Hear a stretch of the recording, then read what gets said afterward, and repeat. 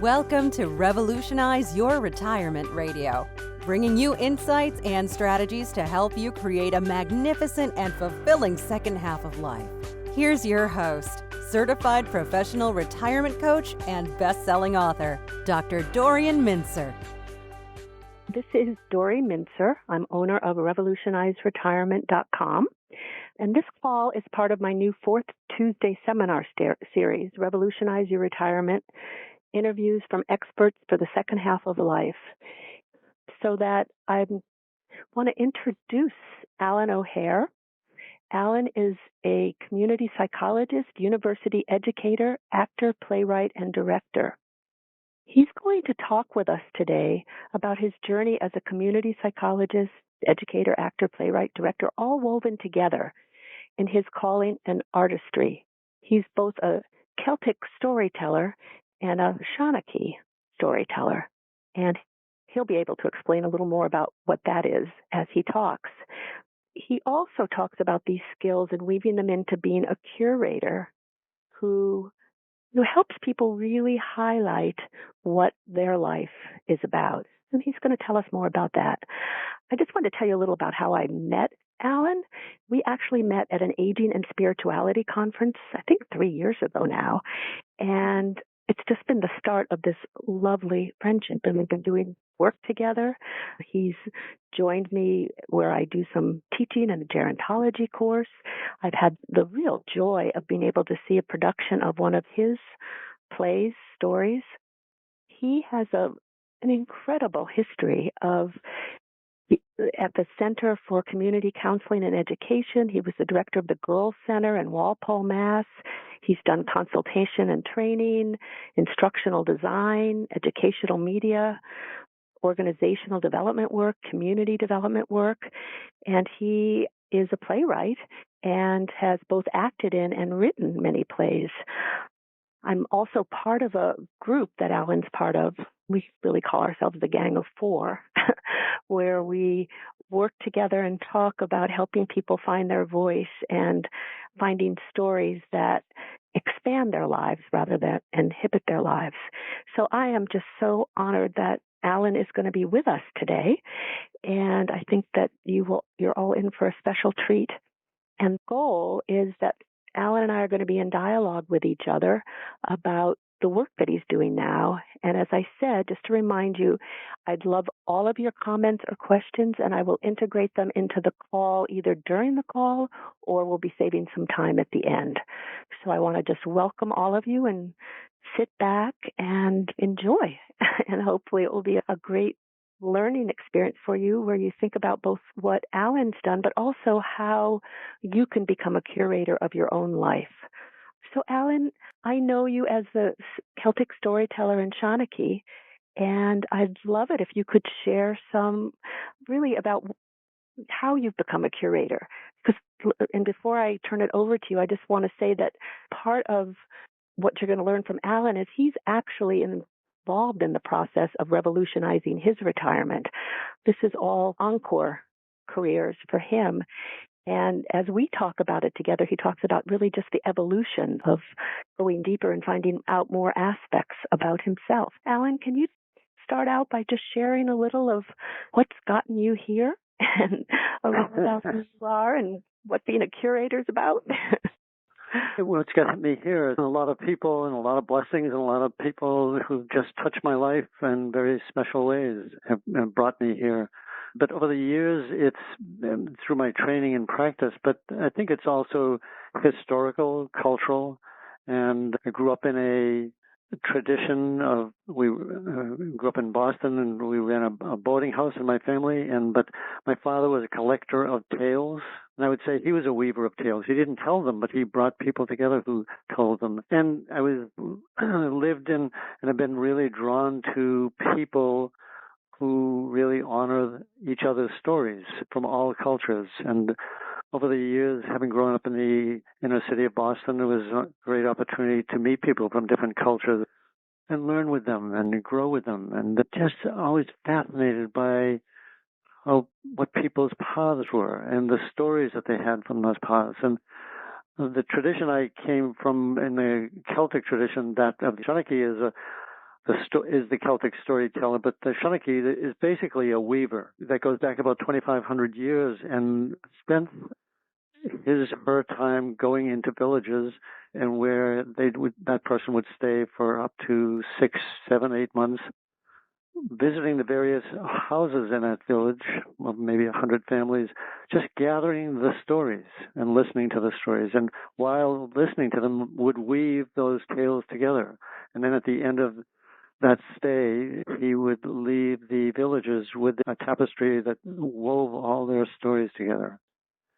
And so that's a lot of what I've had the opportunity to do. As a psychologist, I was doing it from a different perspective, but essentially I was trying to weave those stories together in terms of mental health and all that. But as a community psychologist, it was addressing the needs of a community and seeing what were the disparate stories that people brought into that could help with the healing of the community or the evolution of the community.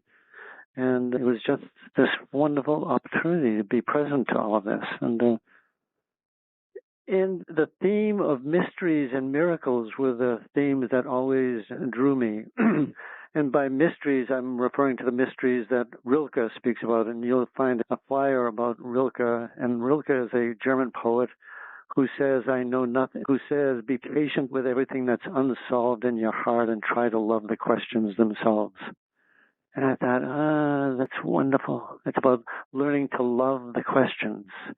And because our lives are filled with questions, and oftentimes I get worked up and anxious and fearful. And then when I listen to Rilke's words again about be patient with everything that's unsolved and try to love the questions themselves, and what is there in it to love and grow with and all that. And then the miracles of Walt Whitman, who said in one of his poems, which was a segment of Leaves of Grass, which is, I know nothing else but miracles. Whether I walk the streets of Manhattan or dark my sight over the roofs of houses toward the sky or wade with naked feet along the beach just on the edge of the water or stand in the trees in the woods. And he goes on, talking about the miracles are everywhere. The miracles are part of everybody's experience. So part of my work over the years has evolved into this, trying to witness and honor the mysteries and miracles of my own life, but in the lives of other people, and just see what their journeys have been about, be it individuals, be it cultures, be it communities, and what have they discovered, and what are the tales that come from that, and what are the lessons, and what are the lessons that they want to share. And yeah. So it sounds like becoming the curator, helping people draw out what the miracles and mysteries are of their life. Can you say?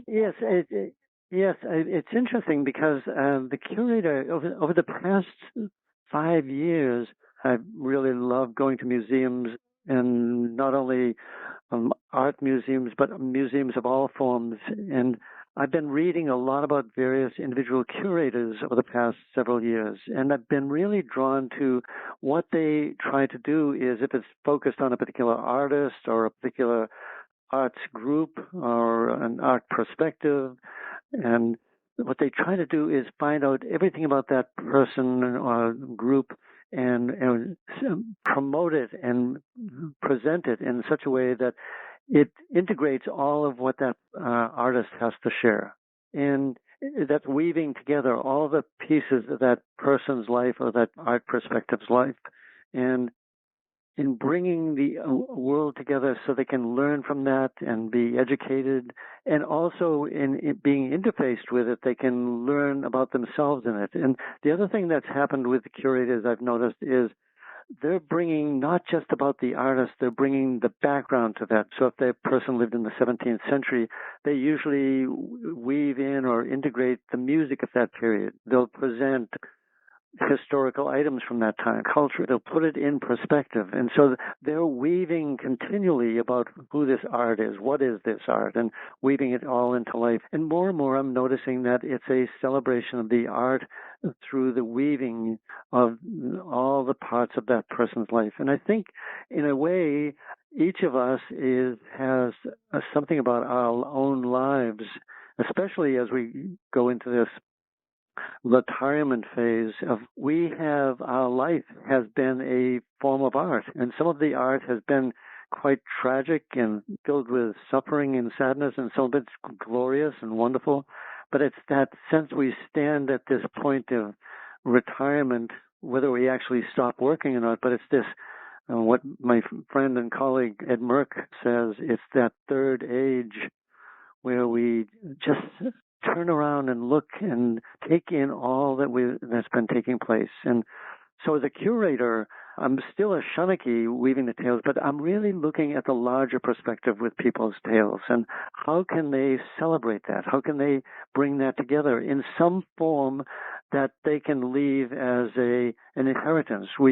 You do this wonderful thing through your book with the crossword retirement puzzle about helping people to really take a look at their lives story with their overall life management, but also their finances and all that. And I think it's a wonderful thing you do. In some ways, that's what you do, is you try to weave all the person's lives in so that as they're planning for the next stage is, okay, so what is it that you want to do with all of the resources that you have? And does that make sense to you, Dory, what I'm saying? Oh, absolutely. Yeah. It's like the reflecting, but coming to terms with where we are, I love what you were saying before about the importance of the questions in order to be able to move forward in a new way. I wonder if maybe you could give a couple of examples of how you've worked with people to help them tell their story, or through you be able to tell their story. Because I think part of what my hunch is that people on the call are really wanting to know, how can I use this for myself?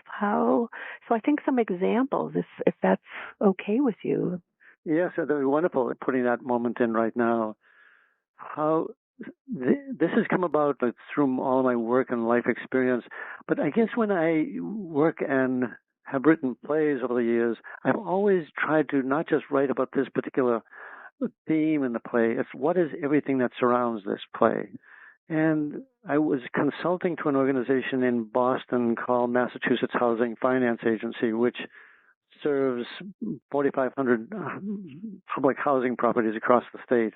And they hired me as a consultant to come in and visit the various sites, especially those sites that were having difficulty. And one of the particular sites had to do with a community of elder housing up in the Lowell area, where the elders were doing quite well for a while, and then the state legislature passed a law that people with disabilities and mental illness and other forms of illness would be integrated into elder housing. And it created a lot of discord. So they hired me to go in there and see if I could work with the community and help resolve differences. And one of the things that came out of it was that we decided to develop an educational theater group based on the residents and made up of the residents. And there were 8 people who were elders and 8 people who had a history of mental illness who volunteered to be part of this. And it was just a really challenging experience at the beginning because neither group wanted to talk with the other group, but they both wanted to be part of this theater group. So it was this paradoxical invitation to create this. And I remember that it was how to bring them together was through conversation, but they wouldn't talk with each other until one day one of the young women spoke about a history of her own mental illness and how it changed her life because she was in nursing school and dreamed of being a nurse all her life, and then had to leave nursing school and leave the career of nursing because she had a schizophrenic break and she wouldn't be able to become a nurse because of that illness. Two of the elder women, when hearing this, stood up and walked down and sat beside her and then just put their hands on her shoulder and said, "We know what you're talking about, honey. We've been there." And then they just sat with her and consoled her, and she consoled them, and they just had this wonderful, and then everything changed. And it was this wonderful moment of witnessing this transformation taking place through them. And it wasn't because this guy over here did anything special. It was just I was witnessing this. And from that point on, they decided that the theater piece they wanted to do was a story based on their lives called Love Can Build a Bridge. And it was based on the concept that they were a group that lived behind a wall of oppression, and that the only way out would be that people had to share their love. The people that lived in the community, but also people outside the community had to share their love. And that's what they presented on stage. And it became this wonderful production. So over the next 3 years, they performed it 20 times throughout the state. They performed it at the State House, at 2 universities. And it just became this miraculous event. And it was this weaving that took place. And as the storyteller, I look back now and see I also was serving as a, quote, curator, because I was bringing together all the elements of their life. What was the music for this play? What was the dance of this play? What was the drama of the play? And what were the colors? What were the visual arts of this piece? And the audiences across the state were just so enchanted and wonderful and moved and quite moved and all of that. So that was one. Does that make sense? Is that one?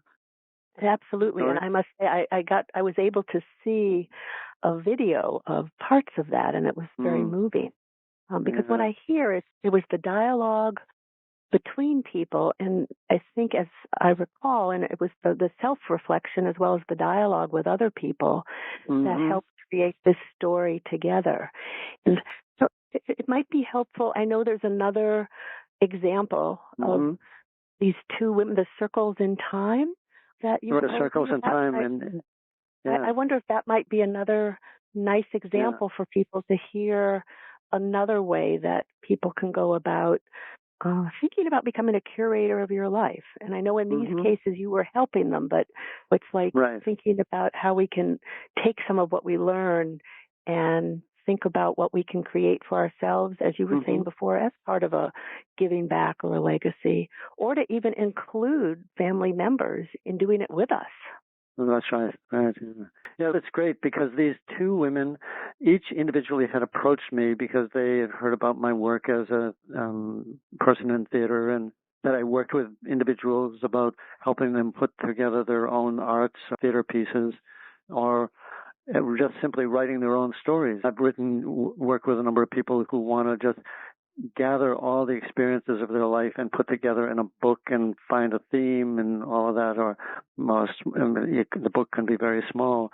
So each of them, this woman, Amalia Kana, who was born in Italy, and this other woman, Elaine Siegel, who was born in Germany.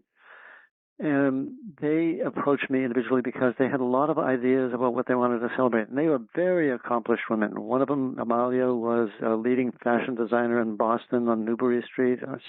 They both still are alive.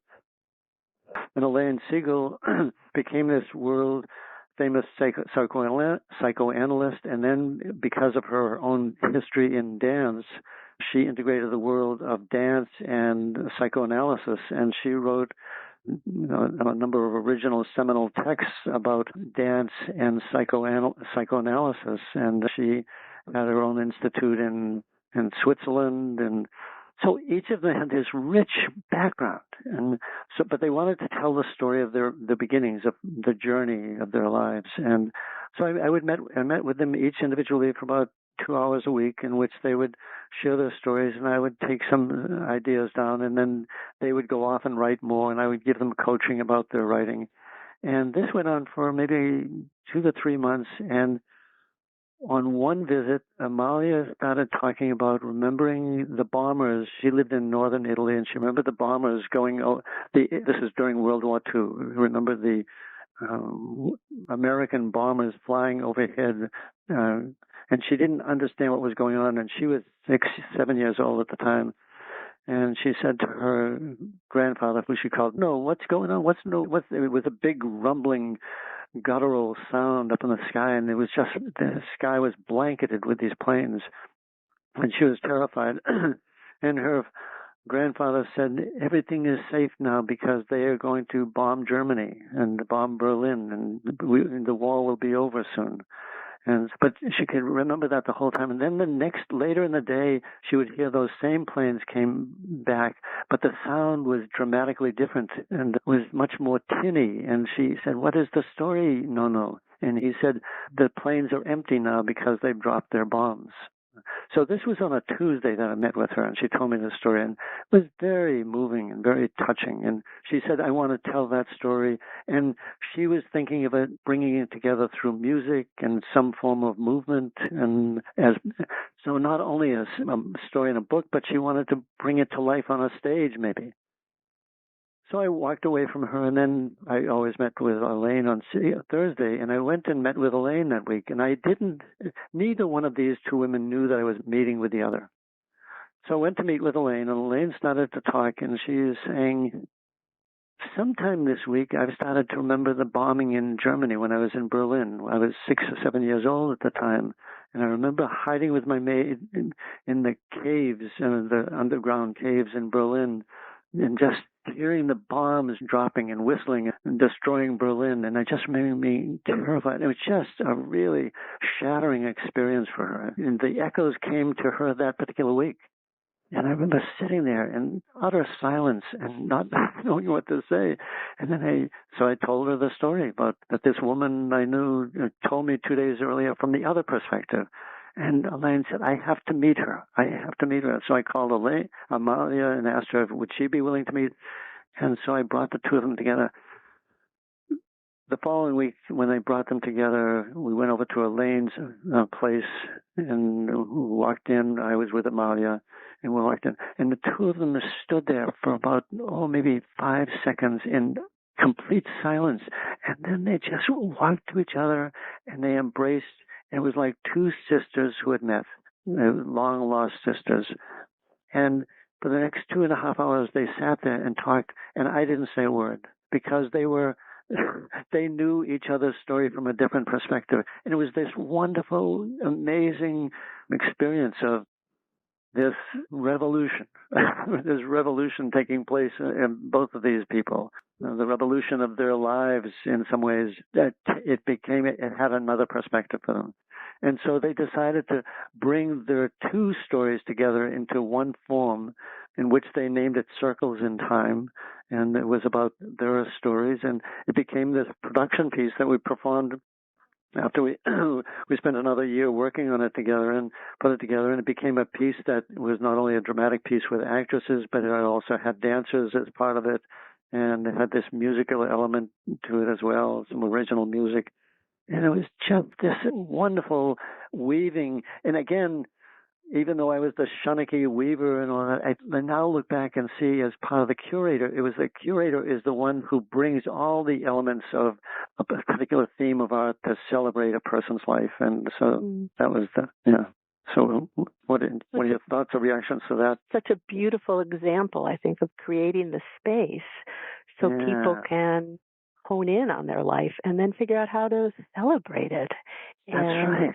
That can be done by oneself as well as just your description of these two people from two different worlds, but having experienced something similar and the richness that comes. So it does make me think about that there could be a family event or some important experience that anybody listening to this call could start with, and maybe even include other people with whatever their thoughts are. Absolutely. I just want to throw that out, but I want to make one comment just to remind people that if you have any questions or comments, please go to the events page and you can type them in, and then I'll have them so that I can bring your questions and comments to Alan too.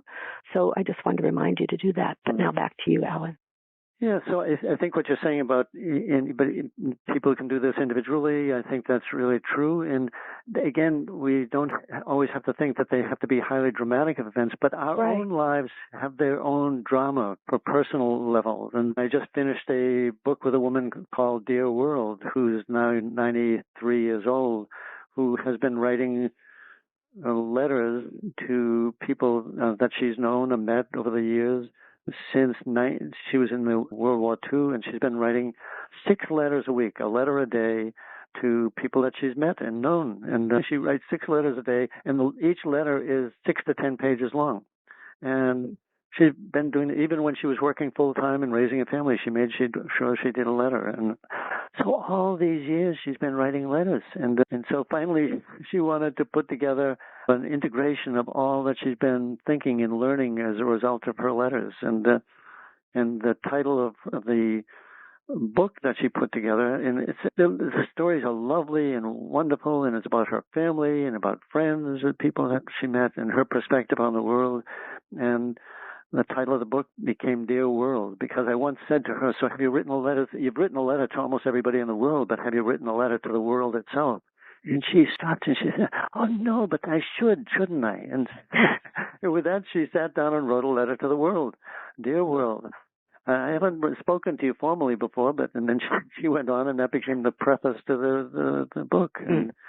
But again, in terms of, she's certainly at age 93 been in her retirement for many decades now, but this was in some ways her revolutionizing. It was taking another perspective on it and just doing something with it. And now her family has this what Meg Newhouse calls the legacy. They have the legacy of this gift that they'll be with them for generations to come.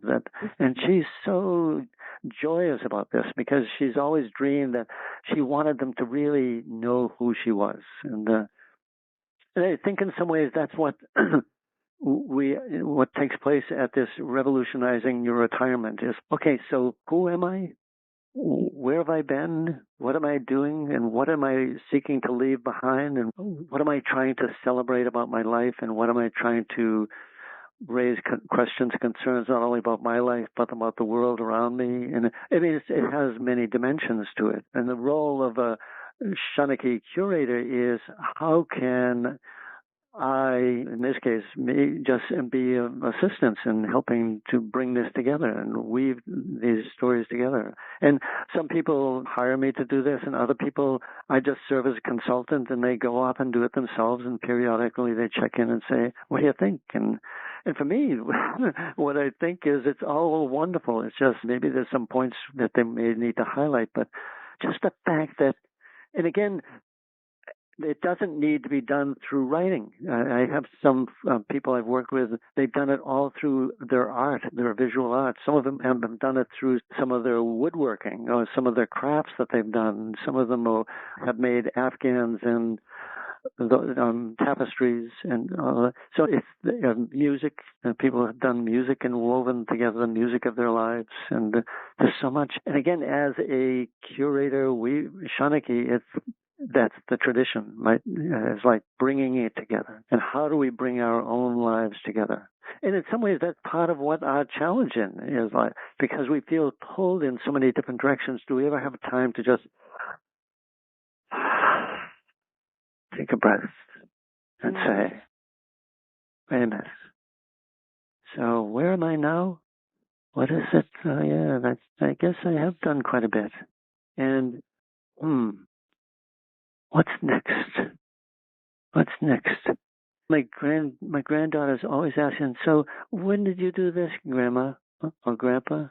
And I think, And then I find a way to express that. And maybe it's through some knittings that I do. Maybe it's through some stories that I tell. Maybe it's through some art. Maybe it's through photographs. You look back at all the photographs that you've taken over the generations, and then you decide to put them together in the form of a story. And you don't have to even do a lot of words. You just use them as a kind of its own little storytelling tradition. And that's something I've done with people, and it's just a wonderful way. And families just love that. And not only families, but communities. The one piece that took place after I worked with Amalia and Elaine was this community of the Sisters of St. Joseph in Boston. It's a community of nuns that began in France in the late 1700s. I knew two of my cousins were nuns, and I just had lots of contact with them over the years. And one of the sisters who taught at Regis College, who taught visual arts and who was just really brilliant and taught philosophy and religion, had approached me. We had met a couple of times about working on some piece. We had no idea. It was just bringing together some theme together where she did a lot with the visual arts and I did a lot with the music and story. And could we put something together?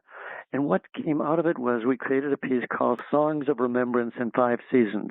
And essentially what it became was a celebration and a remembrance of all of the history of the Sisters of St. Joseph through all time. It was presented in their main chapel in Brighton.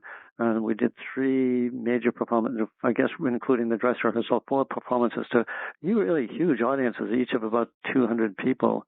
And it was this multi-arts piece because Sister Ann Grady is her name, presented this piece on this great slideshows. As the play was taking place, she had dramatically created these visual arts of nature that really tracked the storyline that was taking place between a news journalist who was interviewing this nun. And this was taking place in the presence of the audience, where it wasn't on a stage. It was like throughout the audience. And then we had actors and dancers and musicians. It was like this multi-arts piece, and it just became this wonderful piece. And again, it was just that weaving all of the forms together, because it's what is one's language.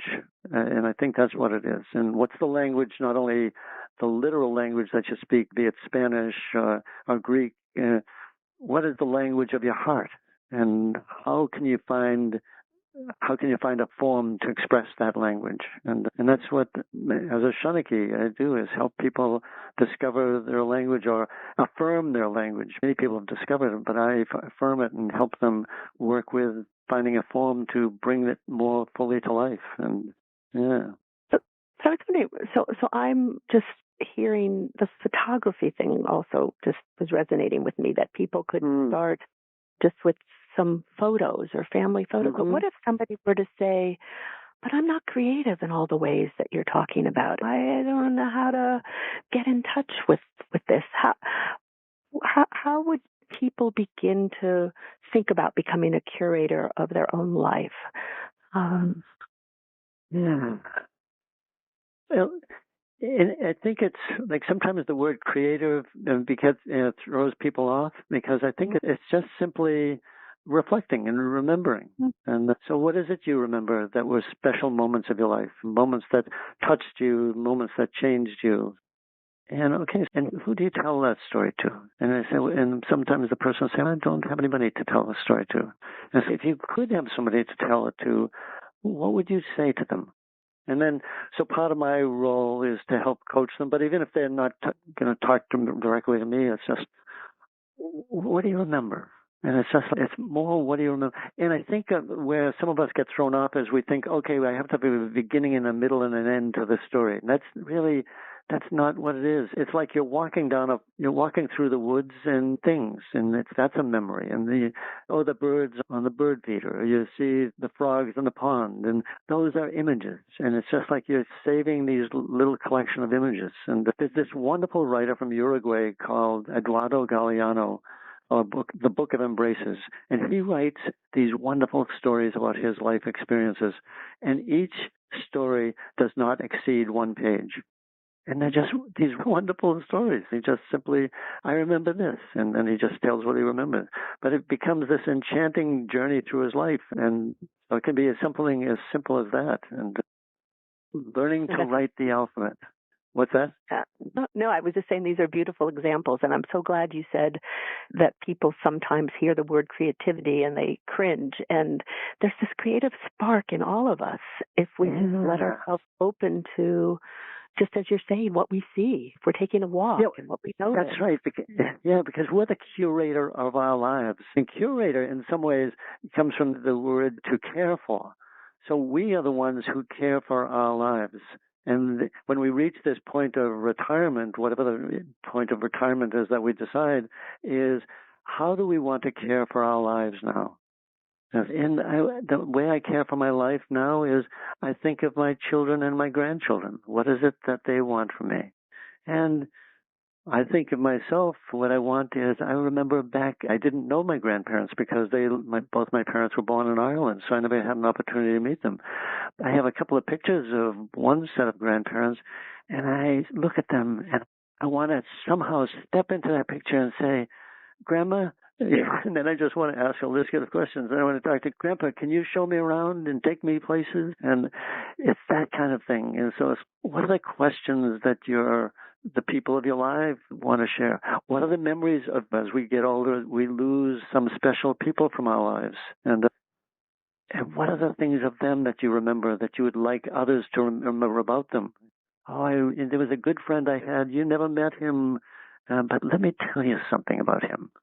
Or it could be this woman. And that's what the story is. So it doesn't have to be, quote, about you. It's about these special people that you met along your journey. And you're sharing the journey story.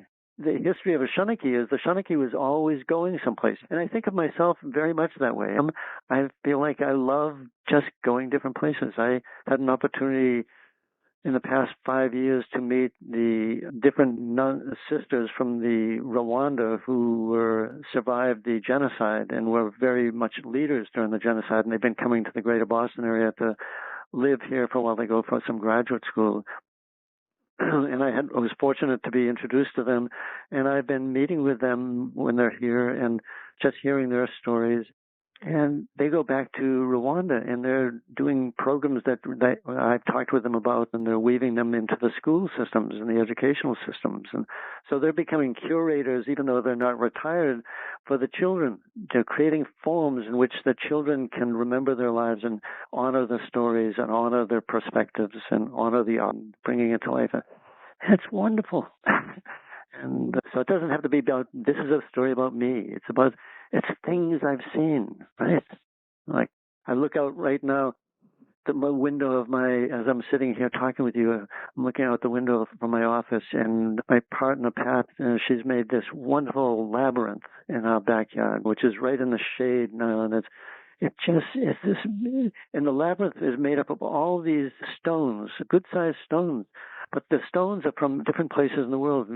Everybody that travels somewhere, she gives them an assignment, bring back a stone. So I'm sure customs people are wondering what's going on here, but we have all these stones from Morocco, and thinking of Kendall and Dudley, he did a presentation on Morocco recently, and it's just from all over the world, Spain and Greece, and it's just, but the story is out there. The story is everywhere, and it's like, how do I want to remember it? How do I want to share it? And because, And how do I open the space to just notice what's around me and realize that, just thinking of what you said at the beginning, realizing that every step of our journey there's some miracles and parts to it that we sometimes overlook, but just thinking about it and thinking about what are the the images or the stories that are informing me, that make me who I am and help me connect with people.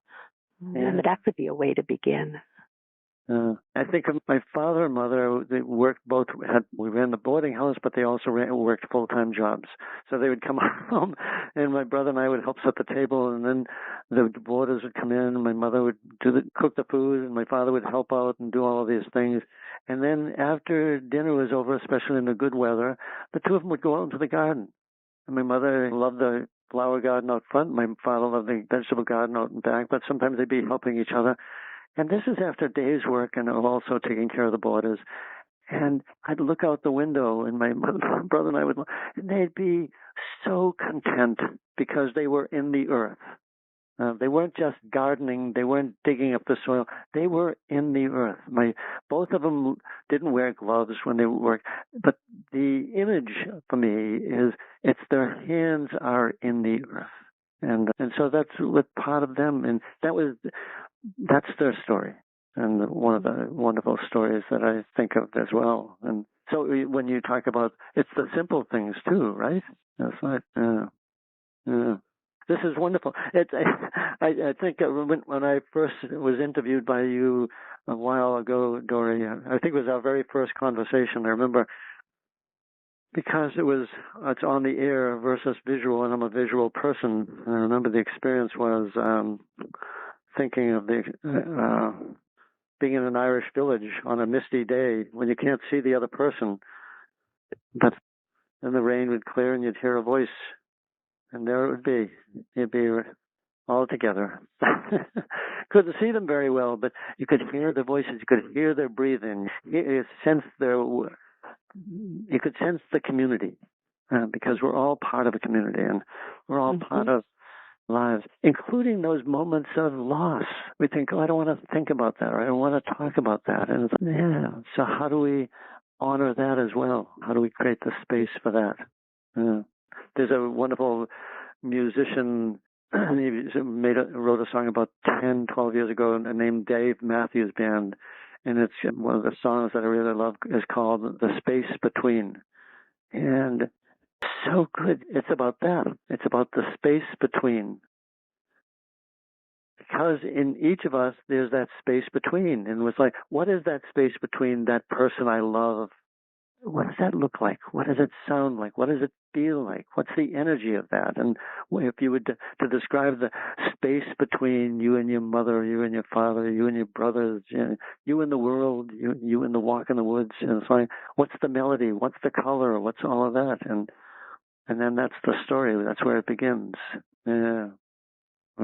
Now I'm sitting here looking out the window at a labyrinth, and another part of me is walking down a road and on the west coast of Ireland and waiting for the boat to go over to Deer Island where my father was born, and the mist is in my face at the same time. And I'm thinking, how can I be in two places at the same time? But that's great. So it's opening. Because many of us are in two places at one time as we're driving into the city and we're listening to something on the radio and something's going on here and we get a cell phone going and we're in four places at the same time. That's fine. Multitasking. How do we manage? What's right. That? I said the multitasking world where we sometimes... The multitasking. Right. That's going on. Right. That's part of our consciousness too, right? And it's part of the dance, it's part of the circle. And I think of our younger people, our children's and our children's, because it's a different life experience for them. There's that space between is a very different space between them and what we experience as a space between. And what does that sound like, look like, and all that? And what would, I think of the revolutionize the retirement of us. What is the revolutionize the retirement of people 50 years from now? And how does that change? But no, I was just thinking that this is a great opportunity, and our lives now are in that place of our stories. It's where it is. And it's what film's about. It's what the movie's about. It's about all of that. It's about taking the tales, right? Mm-hmm.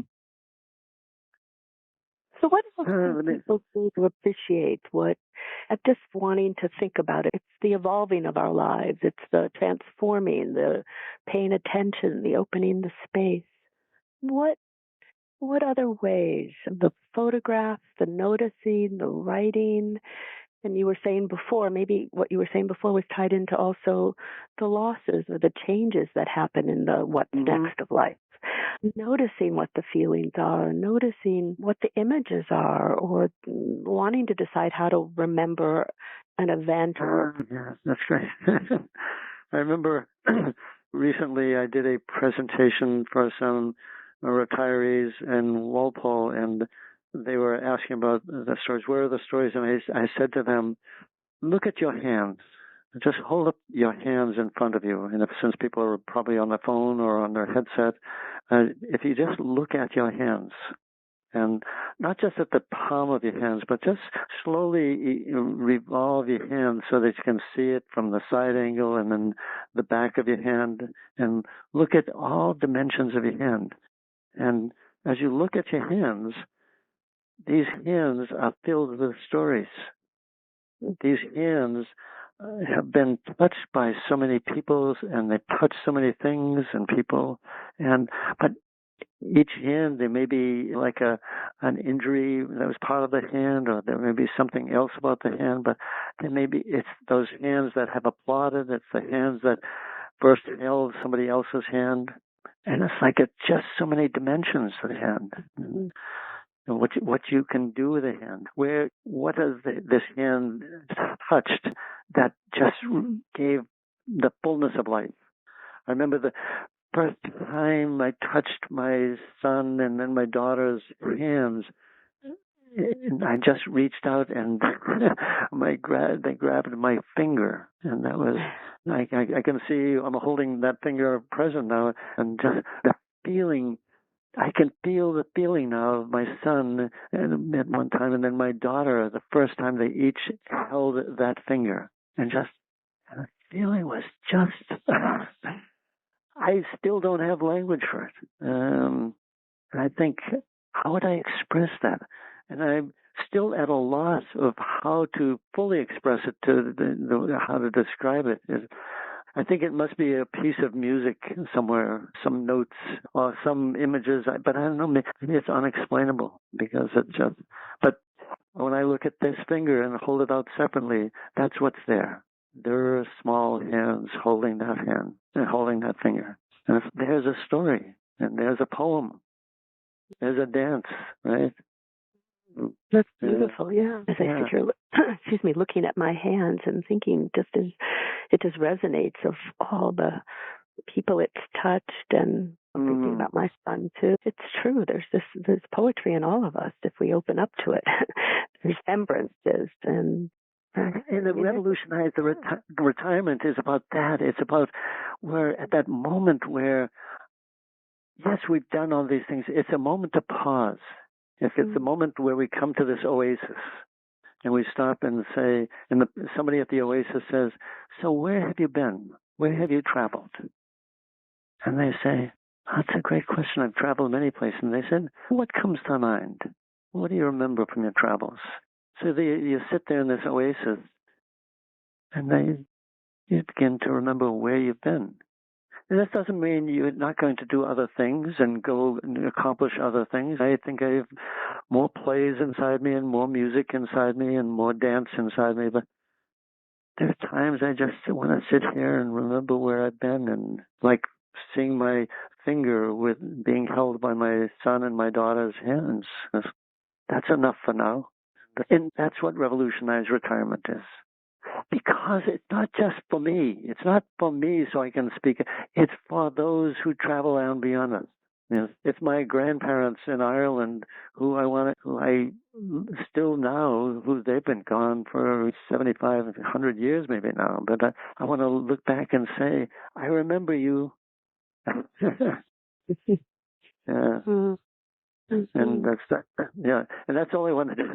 And so it's like when we revolutionize our retirement, and again, it's not about memories. It's not about nostalgia. It's about perspectives. It's about the way you see the world, the way you think of the world, the way it's your mind also. It's not just the world of emotions. It's it's the world of your thoughts. It's the way you think and see and breathe, and the way your opinions, what you want to share, what you want people to remember. It's like, what is life, right?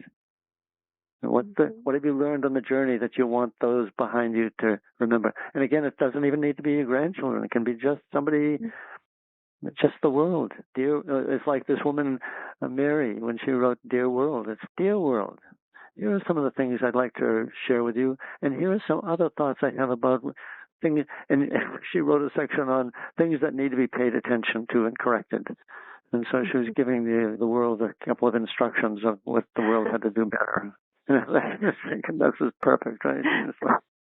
And her children love that too, because whenever the children visit with her, she always gives them these wonderful, loving words of advice. So Mary did the same thing for the world. She gave them some loving words of advice. You're doing a pretty good job, Will, but I think you could pay more attention to this.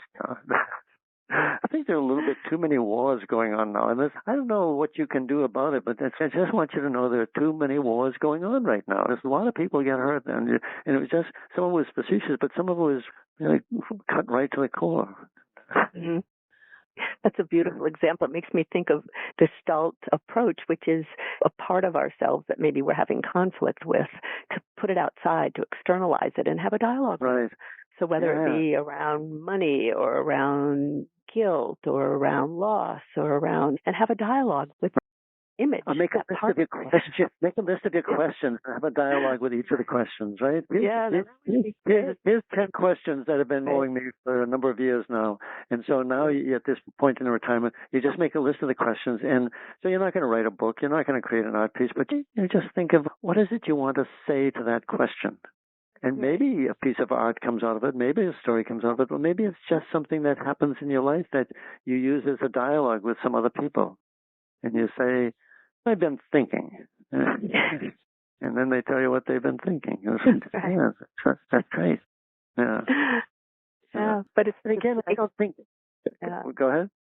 No, I was just saying it's taking time and just pausing a little, like you said before. That's right. Yeah, it's coming to the oasis and just stopping. We don't have to. Oases don't have to be drive-throughs. I know we have a lot of drive-through places on the roads now. We can stop at some of these places too and just sit there and look. And I remember I was in New Mexico. I was doing some teaching out there a number of years ago, and I was standing on the street corner. It was my first morning there in San Jose, New Mexico. And I was standing there, and I didn't know where to go for breakfast. And all of a sudden, I always remember this moment. It was like maybe 6:30, 6:45 this morning. This old beat-up truck pulled up to me, and these three guys were sitting in the front seat. They were really farmers off the farm and all that. And all of them got out of it. got out of it. And I was thinking, having lived in the city, I was thinking, oh, I'm in trouble now. And they say, one of them came up and said, you look like you're lost. And I said, just trying to figure out where to go for breakfast. And then we had this conversation that lasted maybe 5-7 minutes of them where to go for breakfast. And this is them just stopping because they saw this guy who's standing there looking like he was lost. And I think, who are these people? I don't know who these people are, but I remember that moment about them, and I can still picture their faces as they're having this really animated conversation about where to go for breakfast. And I was thinking, and they got back on, and I thanked them, and we shook hands as they parted, and I was thinking, wow, that's really cool, right? I've just noticed the time, and we have to wind things up. And now there are some questions that have come, but I think that we're not going to be able to. But you could list one of the questions anyway. Okay, I'll do that in a minute. But I'm going to ask you there's one question here I want to just see if in a moment or so you might be able to respond to. But the question from Kendall is, Alan, what if people start to curate and find they're in over their heads and need to pull back? So that what happens if the process becomes so powerful that it sounds creative and interesting, but then lands people in places they hadn't anticipated?